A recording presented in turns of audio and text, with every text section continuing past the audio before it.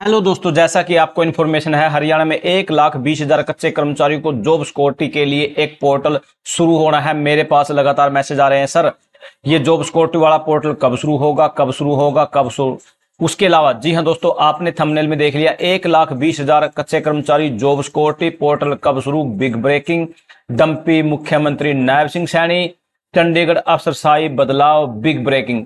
जी हाँ दोस्तों, आप पिछले लंबे समय से आप देख ही रहे हो कि हरियाणा के मुख्यमंत्री ने नायब सिंह सैनी ने पहले ही बोल दिया है, इलेक्शन से पहले भी 1,20,000 कच्चे कर्मचारियों को जॉब सिक्योरिटी दी जाएगी, लेकिन उस पर आज तक पूर्ण रूप से कार्य कंप्लीट नहीं हो पाया। ऐसा चर्चा सुनने में आती है कि मुख्यमंत्री जो नायब सिंह सैनी का कोई अफसरों पर कोई विशेष प्रभाव नहीं देखने को मिल रहा है।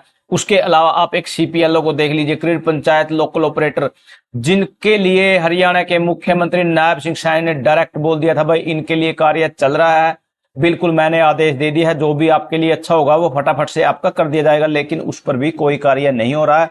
क्योंकि दोस्तों ऐसा देखने में आ रहा है कि जो पुराने मुख्यमंत्री थे, जो कि मनोहर लाल जी, वो बहुत ही प्रभावी थे, और ऐसा भी बोला जा रहा है कि उनके ही सभी कार्य उनसे ही होते हैं, ये तो सिर्फ एक डंपी का कार्य करते हैं। लेकिन उस पर भी हरियाणा के मुख्यमंत्री नायब सिंह सैनी ने जवाब दे दिया है।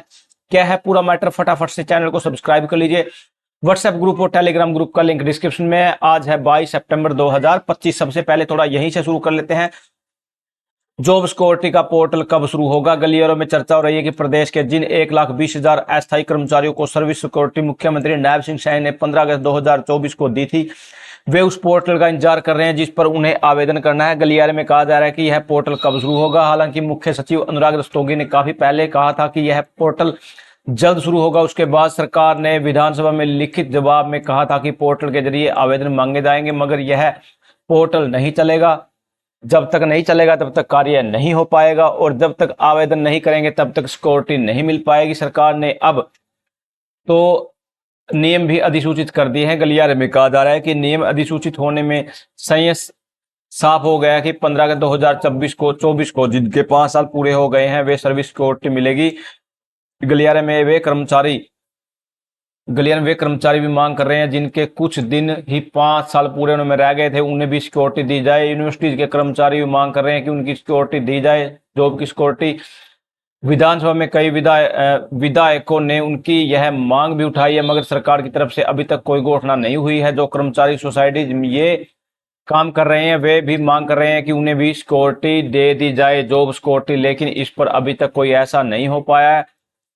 उसके अलावा यहाँ युवाओं को 2 लाख सरकारी भर्ती का बेसब्री से इंतजार है। लाखों युवा 2 लाख भर्तियों का बेसब्री से इंतजार कर रहे हैं। भाजपा ने 2024 विधानसभा में वादा किया था कि 5 साल में 2 लाख सरकारी पक्की नौकरियां देंगे, लेकिन 17 अक्टूबर 2025 को सरकार का 1 साल पूरा होने जा रहा है, लेकिन इस पर भी अभी तक कोई ऐसा कुछ भी देखने को नहीं मिला है।